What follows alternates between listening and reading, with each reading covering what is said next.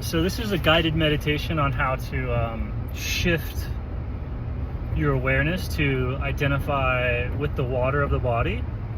And you'll notice that when you look, your awareness, the source of your being, what you can feel is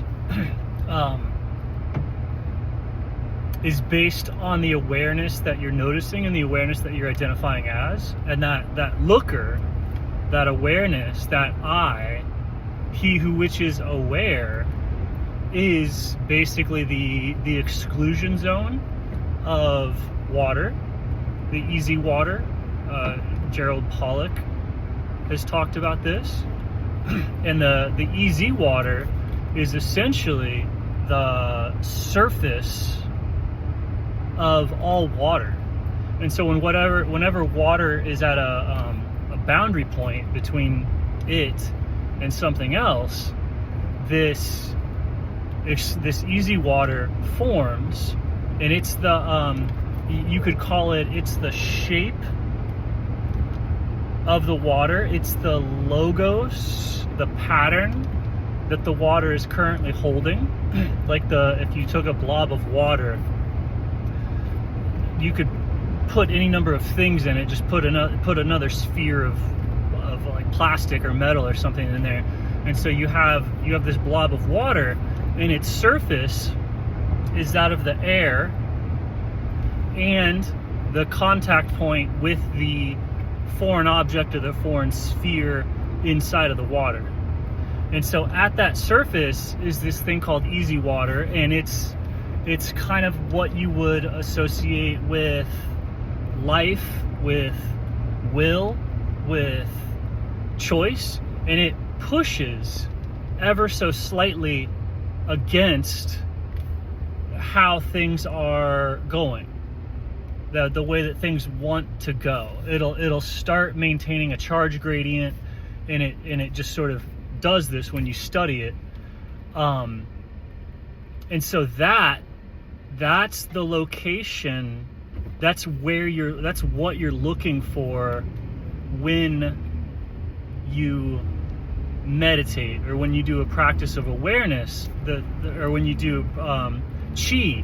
Prana is the strength of this easy water and its continuity. As multiple layers of this water can start to form against certain surfaces, it has like a dramatic effect on the chemistry of the water there, and even it pumps and can create current and all that. So your body is, imagine this water balloon, and then it's got this fractal amount of inner surface area on the inside. So there's this massive opportunity for easy water, and then the easy water is bumped up against, what is it bumped up against? It's bumped up against highly charged phospholipid bilayers, the cells, all the cell membranes. So you have this easy water sandwiched and pressing into basically these cell membranes that have charge gradient on both sides, massive charge gradient. And that charge gradient is popping in and out of, moving through, mediated by the easy water. And so that's where your consciousness is.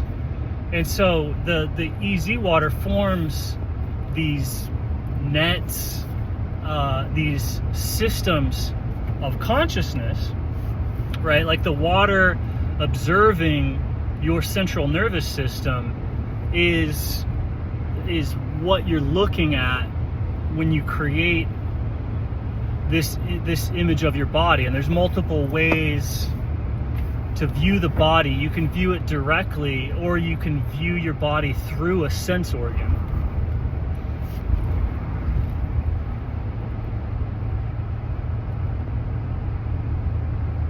And when you view the body, or when you view something through a sense organ, it's kind of narrowed. Like if you view your body through your eye, you get this whole image of body, but it's coming out of your optic nerve.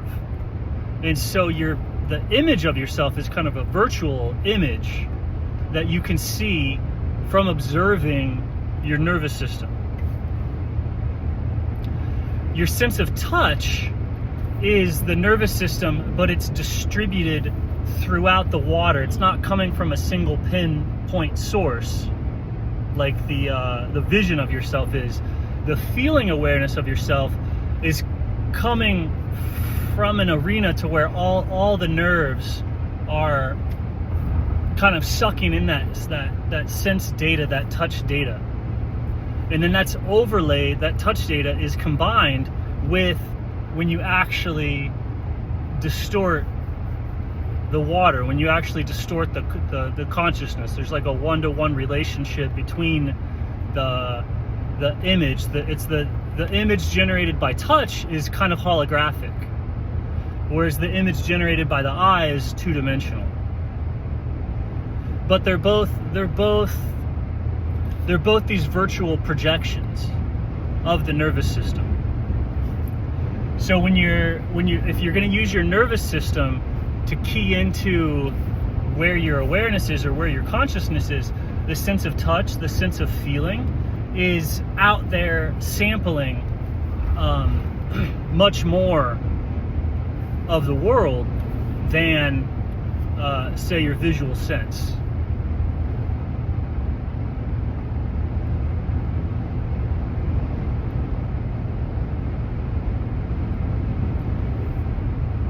And so your energy body, or what you could call your chi body, your prana body, your breath body, is the awareness net, right? Can you have the awareness net that's observing your eyes and the awareness net that's observing your senses, and be aware of both of them, right? And as you're aware of these nets, there's layers, there's consciousness inside of consciousness.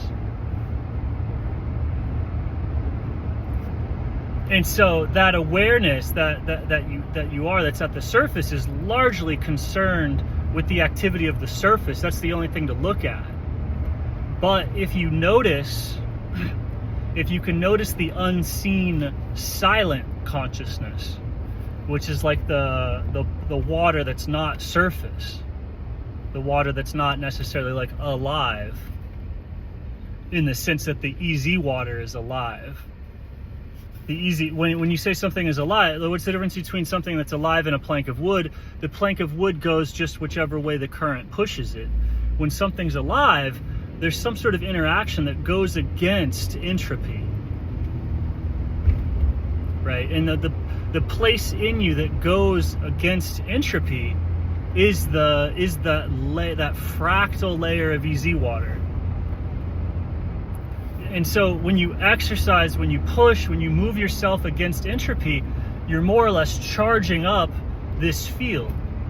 And then you could be charging up that field mostly with your legs, or if you're doing like focused exercises or incomplete exercises, you'll build up extra charge in the area where you're doing the exercise, and you can distribute that charge to the whole body. But primarily, you mostly have to do something like swimming or running or elliptical or biking, something where that field of water, that decision-making faculty in yourself, the thing that goes against entropy, like when you're running, that's the massively moving against entropy. Like if you weren't to intervene, you would just stay right there. But then when you go run, that object that would have just sat there, goes and moves around a couple miles. That massively exercises and activates the EZ water, the awareness, the consciousness, the living part of you. And so as you activate that's feeding, that's eating. And so people get healthier.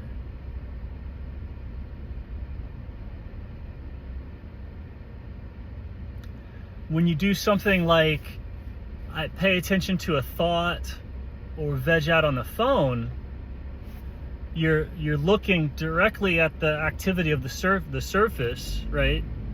And then you lose awareness of the invisible water.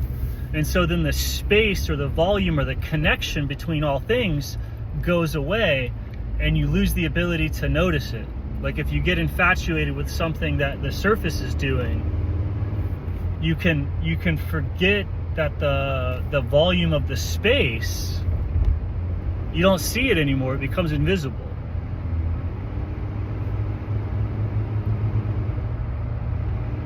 And so that invisible space, that is what is giving rise to the EZ water, is giving rise to the surface. Like the water itself is giving rise to the surface of the water. There's not a separate thing, but your identity, your will, your effort, like anything that could exist is happening there in the surface, on the surface of the body.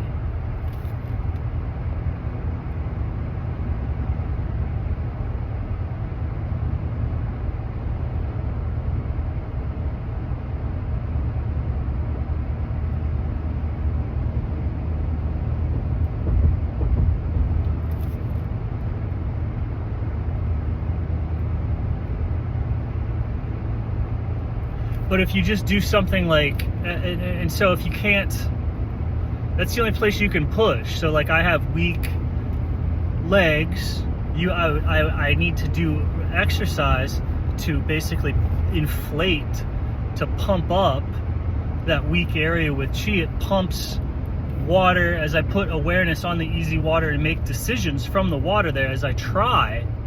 As I push against entropy, wherever I push against entropy, that's like flexing the water in that area.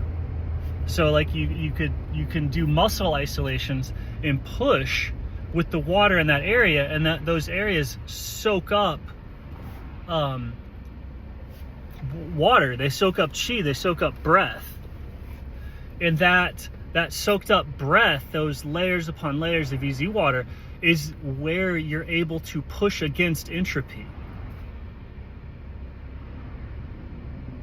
And this EZ water is going to be happening in a lot of different areas.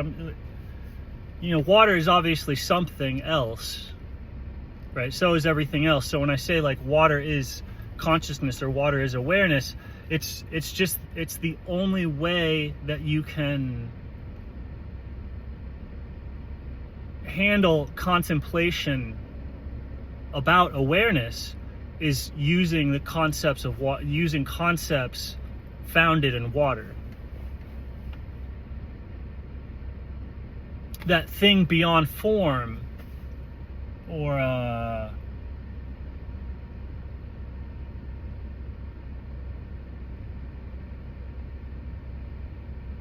that silent awareness, the thing that's giving rise to the surface,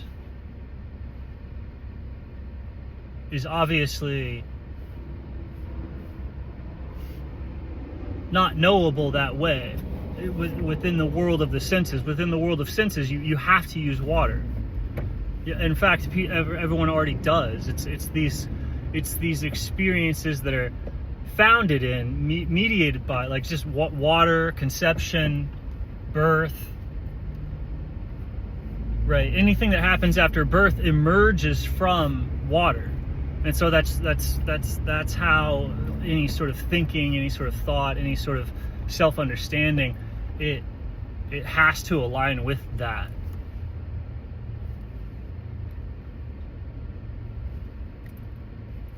So you have to understand and think about consciousness in terms of water, and when you do that, you see, oh, that's what EZ water is.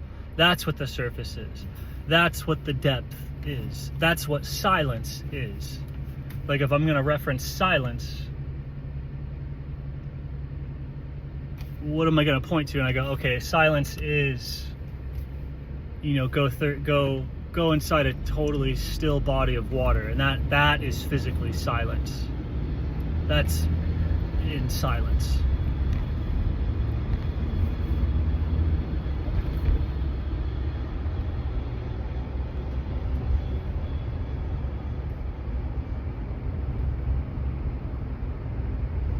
And when you make this shift, it's just a suggestion. This suggestion as to like reframing your understanding of what water is it's a very simple suggestion, but it will simplify many complex things, like exercise, skill, ability, attention, awareness.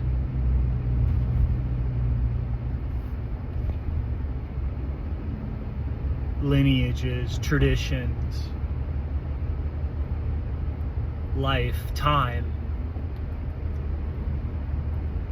Those things have been understood. Like, I'm not saying anything new whatsoever. I think everything that I'm saying aligns with the most traditional conservative ways of thinking out there. Like, rigorously conservative ways of thinking. I don't find any problem with any of those things. I'm just saying, like, they're all way simpler to understand, knowing that you have to use water if you're going to try to relate those to your body. Like, if you're going to try and relate abstract philosophical concepts or science or anything, the only way that you can actually truly relate those things to yourself is to kind of formulate them in terms of water. And the world is real. So once you understand that, it's like the quote unquote meaning or all that stuff that also starts to like fill in.